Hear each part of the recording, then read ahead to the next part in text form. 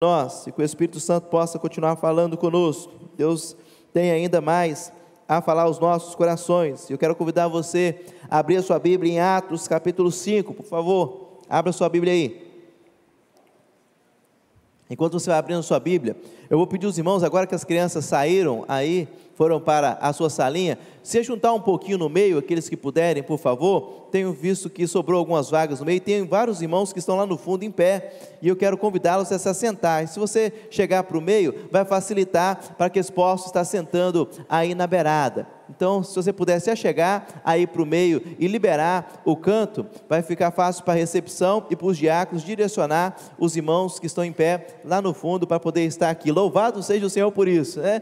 A igreja é cheia hoje, muitas vidas aqui conosco, que Deus possa continuar nos abençoando. Obrigado por você ter nos atendido. Olha só como é que já rapidamente acomodou vários irmãos que ali se encontravam em pé. A nossa equipe é uma equipe que trabalha muito bem, eficiente ali, tanto os diáconos quanto a recepção. Obrigado pelo trabalho tão primoroso que vocês prestam para o reino do Senhor neste lugar.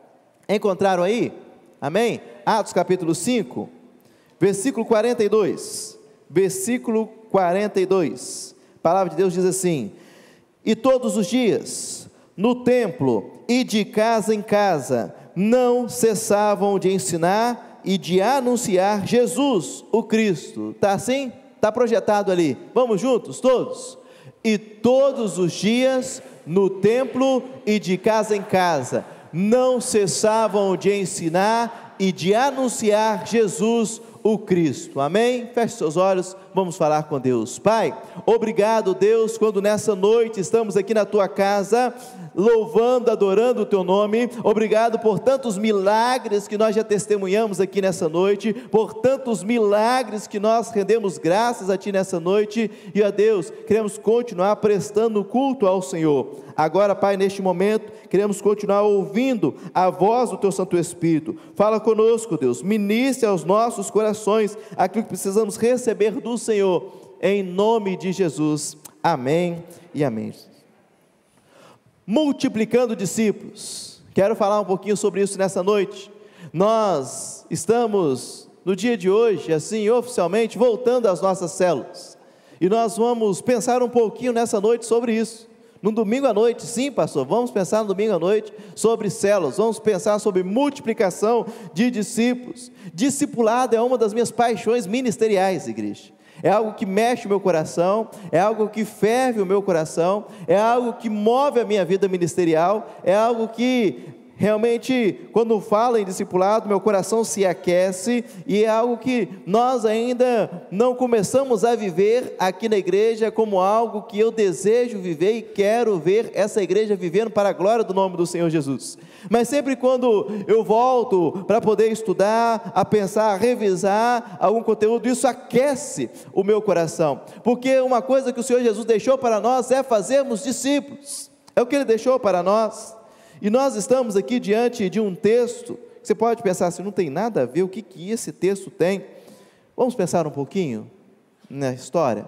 Capítulo 5 de Atos, vai falar para nós de uma igreja que estava crescendo, de uma igreja que estava expandindo, de uma igreja que estava avançando, de uma igreja que estava multiplicando os discípulos de Cristo aqui nessa terra. Então essa igreja crescia, mas em contrapartida acontecia algo, essa igreja ela era perseguida.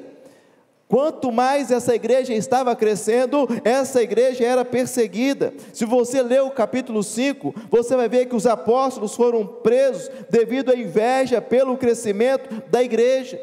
Se você ler o capítulo 5, você vai observar que eles presos, eles são libertos milagrosamente, e quando eles são libertos, o que eles vão fazer? Eles vão voltar para o templo e vão voltar a pregar no templo.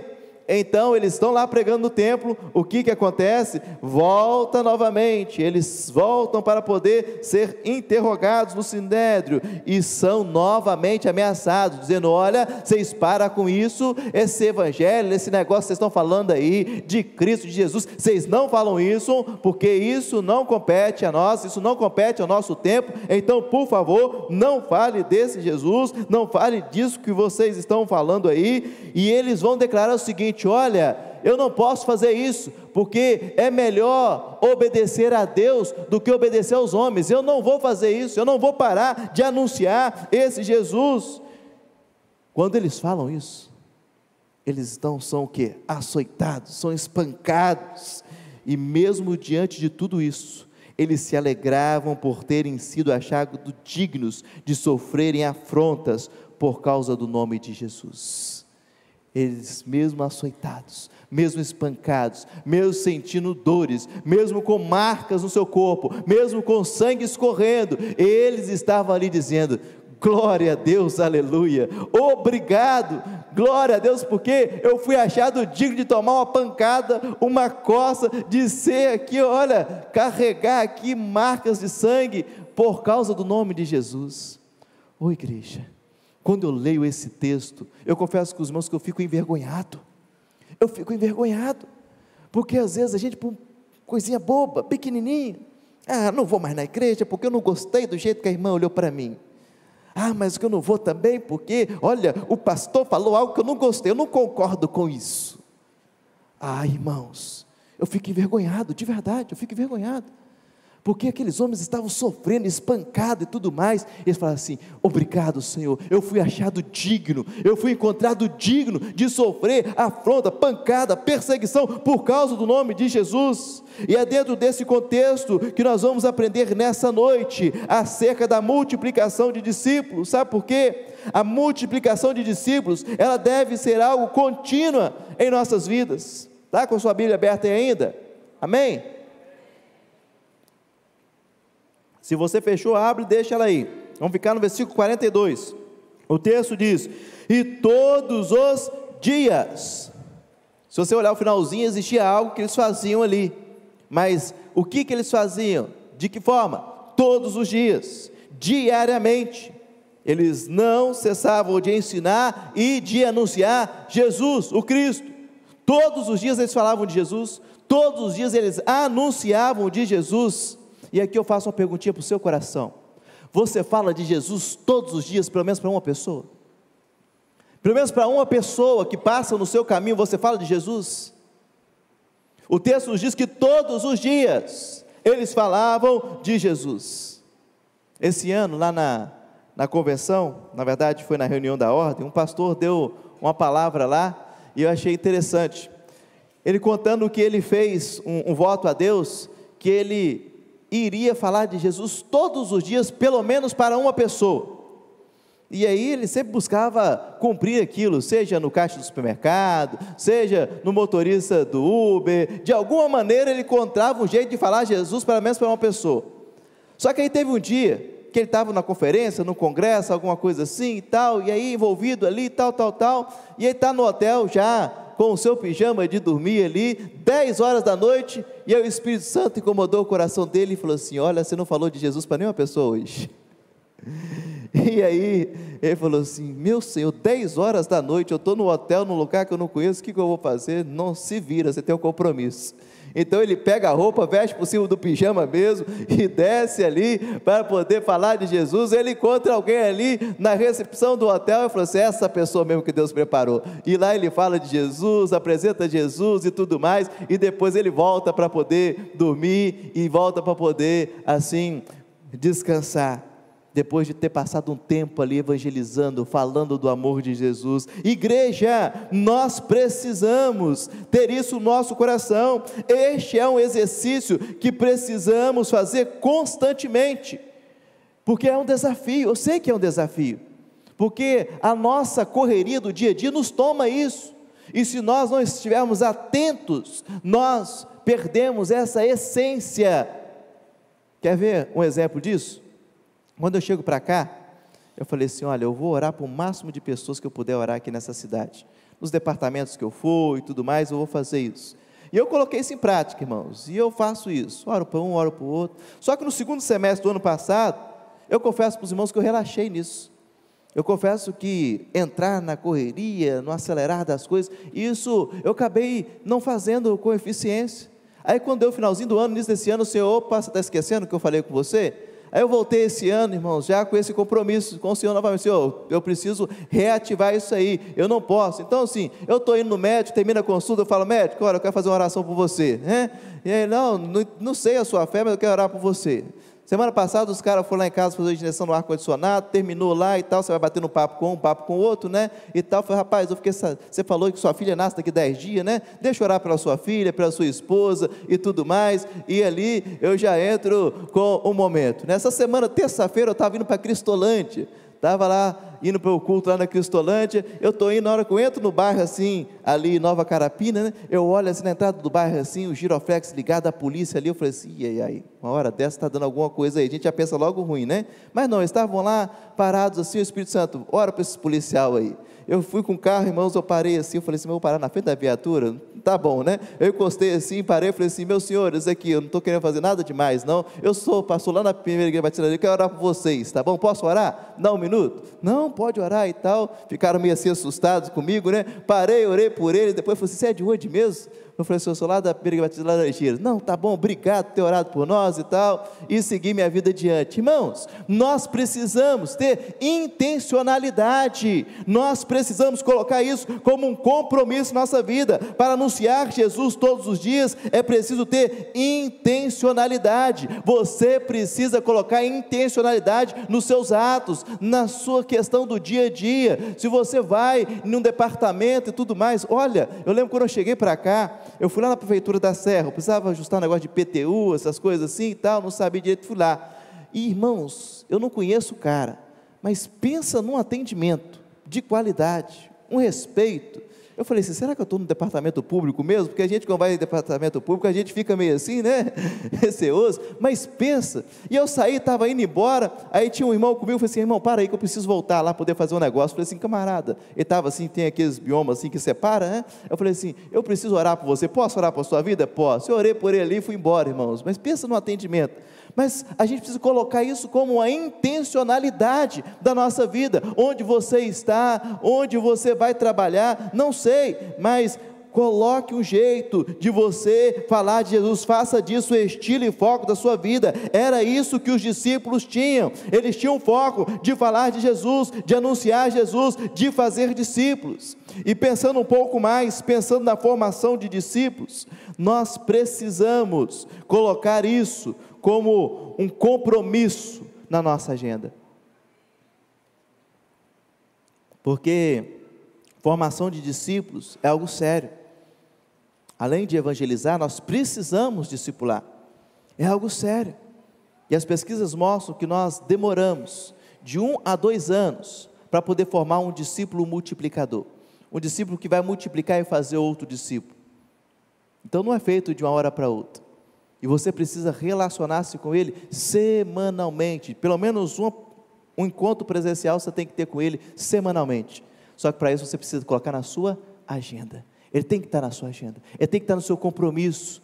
Então você precisa esvaziar a sua agenda para poder colocar o discipulado como compromisso. Nós precisamos fazer isso. Eu tenho uma meta com o Senhor. Logo no final do meu último ministério, para esse aqui, eu coloquei essa meta junto com o Senhor. Eu tenho uma meta de fazer 16 discípulos na minha vida. 16, eu fiz um discípulo até hoje, falta 15 ainda, há um tempo aí para me encaminhar, não sei se o Senhor vai me dar, mas eu coloquei como meta, pedi ao Senhor 16 discípulos. Quantos discípulos você já fez por reino do Senhor Jesus? Quantos discípulos que você pode chegar, fala assim, pastor, vai lá, pergunta a essa pessoa, conversa com ela, que ela vai falar que eu discipulei essa vida.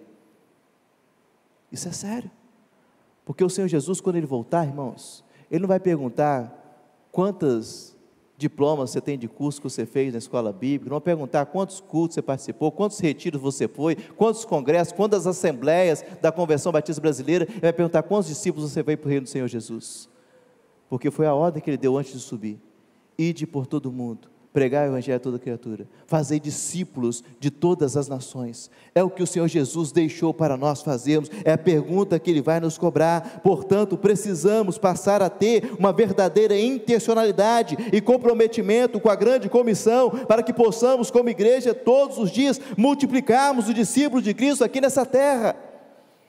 Temos que tomar isso como compromisso na nossa vida. E a multiplicação de discípulos, além de ser contínua, ela acontece no templo também, deve acontecer no templo. O texto diz: todos os dias no templo e de casa em casa. Lucas vai narrar 2 locais costumeiros em que os discípulos utilizavam para anunciar Jesus. O primeiro era o templo. O templo sempre foi referência para o povo de Deus, antes mesmo da vinda de Jesus. Com a vinda de Jesus, claramente, isso ficou muito mais acentuado, ficou muito mais evidente, principalmente após o véu ter se rasgado de alto a baixo. Não precisava mais de sacerdote, sumo sacerdote, representando, porque passamos a ter livre acesso, então ficou muito mais fácil, e isso precisa nos ensinar uma lição preciosa. O templo é local de anunciar Jesus Cristo. Em tudo o que fizermos, empreendermos nossos esforços aqui, precisa cumprir esse objetivo.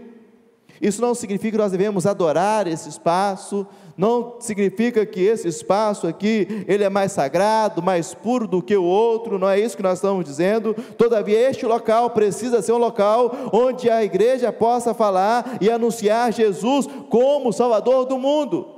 Todas as pessoas que entrarem aqui, elas precisam ouvir isso, elas precisam ouvir que Jesus é o único e suficiente Salvador das nossas vidas. Todas as pessoas que entrarem aqui precisam entender e ouvir que a solução para as suas vidas está em Jesus Cristo Salvador. Todas as pessoas que entrarem aqui precisam sair daqui entendendo, mesmo que elas não aceitem, mesmo que elas não rejeitem, que a solução para a vida delas unicamente só é encontrada em Jesus Cristo, o Salvador da humanidade.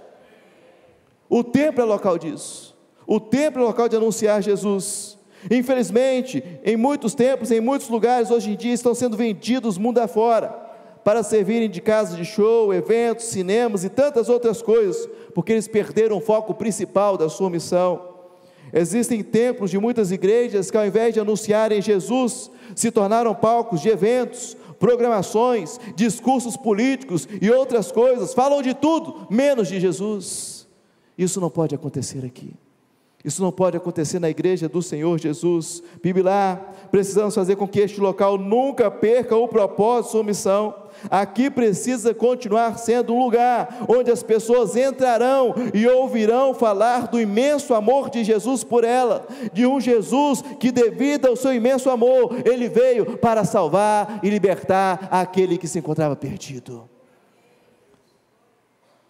Isso é multiplicar discípulos. Isso é fazer discípulos no templo. Mas a multiplicação de discípulos, o texto nos diz que todos os dias no templo e de casa em casa, deve acontecer também nas casas. Além do templo, a multiplicação de discípulos deve acontecer nas casas. Aqui nós observamos a igreja primitiva vivendo em células. A igreja primitiva vivendo em células, isso mesmo, pequenos grupos. Todos os dias no templo e aonde? Todo dia no templo e aonde? Todo dia no templo e aonde? A última vez, poder ficar bem gravado, todos os dias no templo e aonde mais? Nas casas. A vida cristã da igreja primitiva não se resumia apenas aos cultos e eventos coletivos no templo. Ela era efetivada através dos pequenos grupos que se reuniam nas casas todos os dias. Tinha célula todo dia na igreja primitiva, irmãos. Todo dia a célula acontecia lá. Tinha culto no templo, mas eles estavam reunidos nas casas todos os dias. Seja lá no bairro de Genezaré, lá e tantos outros lugares, no bairro da Galileia, eles espalhavam para aquele canto tudo lá. É assim. Cada rua que eles davam um nome lá tinha uma célula que se abria, lá tinha uma célula que chegava lá. Não sei o nome que eles davam nas ruas, nas vielas, mas é assim que acontecia, todos os dias tinha, e era efetivada através dos pequenos grupos naquelas casas, mais do que nunca. Essa estratégia precisa ser entendida e aplicada por nós, que vivemos em um contexto urbano, em uma cidade como a nossa. Eu tenho dito e falado aqui, e vou continuar frisando, a célula é a nossa principal estratégia evangelística e de multiplicação de discípulos na cidade da Serra. É isso que o Senhor espera de nós. Nós vamos utilizar das células como a nossa principal estratégia evangelística e de multiplicação de discípulos na cidade da Serra. Porque, irmãos, olha, há 20, 30 anos atrás, era fácil, o contexto era fácil o seguinte, era fácil você sair nas ruas, o contexto era outro. Você saía, batia na porta da casa do seu vizinho, batia na porta de outro, e você conseguia, chega aí, vamos entrar, vamos tomar um café, vamos bater um papo. Você saía de lá com a barriga cheia de tanta coisa que você comia, era assim que acontecia. Só que hoje, o mundo mudou, a realidade nossa aqui mudou. Quando eu falo nossa, estou falando do nosso contexto aqui. Estava vendo as fotos de 30 anos atrás, isso aqui não era nada, tudo mato aqui em volta, uma casinha, outra longe assim, tal. Eu falei assim, gente, isso aqui tem 30, não tinha nada. Eu falei assim, gente, como que isso desenvolveu nesse tempo? E era fácil, todo mundo conhecia todo mundo conhecia a irmã Lourdes, né, e tal, né, e é assim que acontece, né, perguntar aqui, não tem ninguém na Laranjeiras que não conhece a irmã Lourdes, todo mundo conhece a tia Lourdinha, mas era assim que funcionava. Só que hoje não é assim mais. A cidade cresceu, a violência chegou, o perigo está aí, os condomínios apareceram, então não dá mais para poder sair batendo de porta em porta, não dá mais para poder você saindo aí distribuindo folhetos. Então nós precisamos entrar nas casas de que maneira? Através das células, precisamos entrar nas casas através dos condomínios, e se você está lá, é lá que Deus quer te usar, é lá que Deus quer abrir uma célula, é lá que Deus quer abrir um ponto de pregação. Nós precisamos resgatar um princípio que nós perdemos como batistas. É assim mesmo. Os batistas, onde chegava, eles sempre abriam um ponto de pregação. Sempre foi assim. E aí, o que acontece? A gente chega hoje, a gente quer procurar onde que tem. Não tem, é lá mesmo, irmão. É lá mesmo. Mas não tem uma célula perto da minha casa, é lá que Deus quer iniciar um ponto de pregação. Mudou o nome, é célula hoje, mas é lá que Deus quer começar. É lá que Deus quer fazer. Deus quer utilizar você para lá ser um local de falar do amor de Jesus para aquelas pessoas. Nas células, os relacionamentos discipuladores são potencializados. Nas células, a comunhão é promovida com eficácia. Nas células, os dons e talentos são desenvolvidos. Nas células, a oração é um fator imprescindível. Nas células, é muito mais eficiente o cumprimento da grande comissão. Todavia, para isso, as células precisam ter visão de reino, a visão de expansão, a visão de multiplicação. A partir do momento em que a célula passar a visar apenas a comunhão, apenas a oração, apenas o estudo bíblico, e se esquecer de multiplicar os discípulos de Jesus aqui nessa terra, ela perdeu o foco e o propósito da sua missão. Nós precisamos compreender essa verdade, irmãos. É muito bom estarmos reunidos e fazer tudo isso que nós falamos aqui, mas o foco tem que ser multiplicação de discípulos. Precisamos multiplicar discípulos. O que a igreja primitiva entendeu, nós precisamos replicar nos dias de hoje. Portanto, igreja, vamos multiplicar os discípulos de Jesus aqui na cidade das terras, de casa em casa, através de nossas células, em nome de Jesus. Vamos multiplicar. Mas a multiplicação de discípulos, ela também tem um propósito claro. E todos os dias, no templo e de casa em casa, o que acontecia? Coloca o versículo 42 de Atos 5, por favor, projeta para nós aí.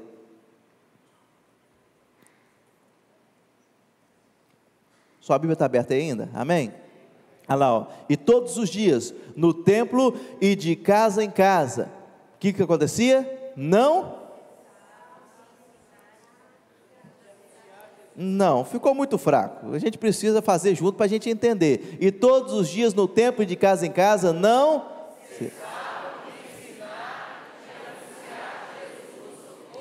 Amém, glória a Deus. Não cessavam, o texto é autoexplicativo, não paravam de ensinar e de anunciar Jesus o Cristo. No final do século XIX, a história da igreja nos mostra que ela tomou uma decisão com uma boa intenção, porém precipitada.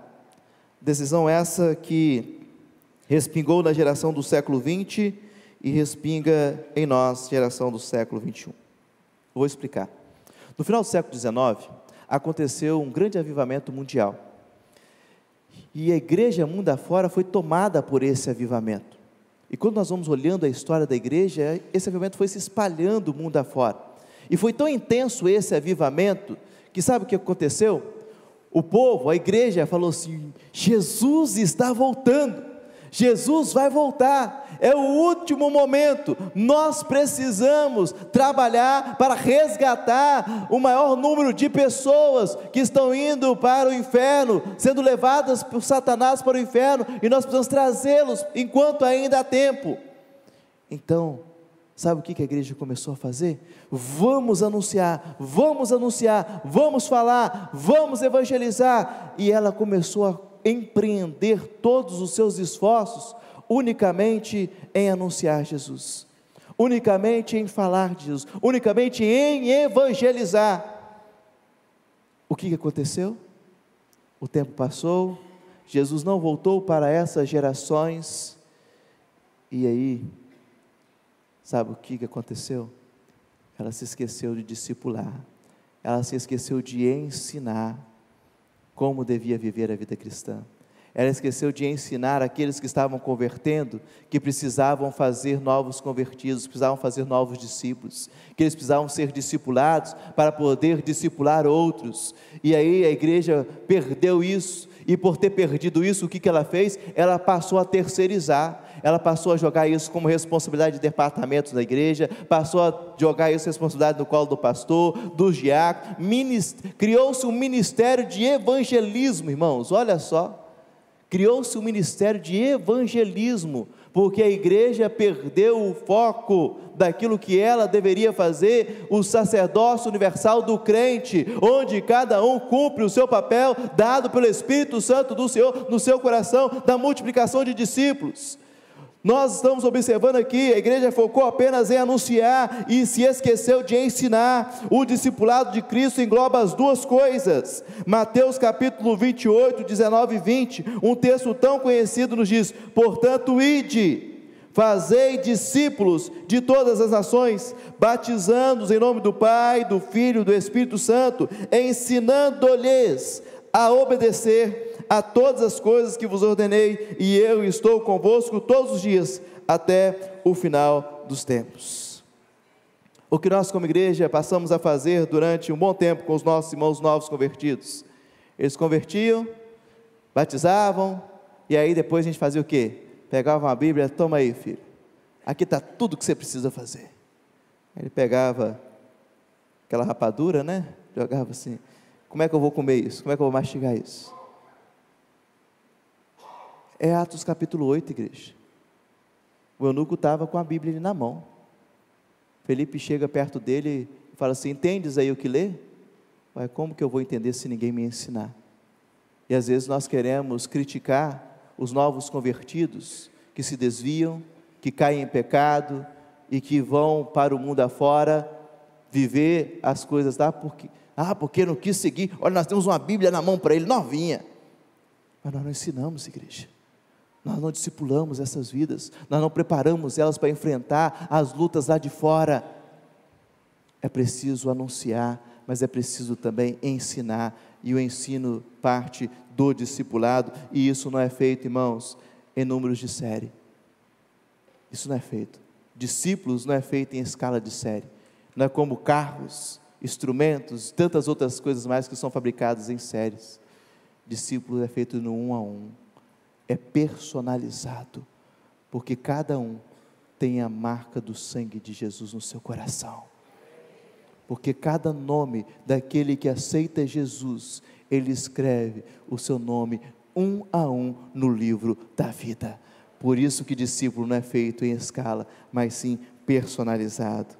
Igreja, Se desejamos cumprir com fidelidade a grande comissão deixada por nós, é preciso fazer por completo, anunciar e ensinar, tornando assim conhecido para as pessoas acerca de Jesus Cristo, o nosso Salvador. Portanto, o convite de Deus para nós, como primeira igreja batista em Laranjeiras, é para que nós possamos multiplicar os discípulos do Senhor Jesus. Lembrando que a multiplicação de discípulos deve ser contínua. Lembrando que a multiplicação de discípulos deve acontecer aqui no templo. Aqui tem que ser um local de anunciar, ensinar sobre Jesus, mas também deve acontecer nas casas, através das células, e tem um propósito claro: anunciar e ensinar Jesus o Cristo. Que o Senhor nos ajude nessa volta das nossas células a compreendermos essas verdades, para que possamos, com o auxílio do Espírito Santo, multiplicar os discípulos de Jesus aqui na cidade da Serra, enquanto Ele não volta, para nós podermos povoar o céu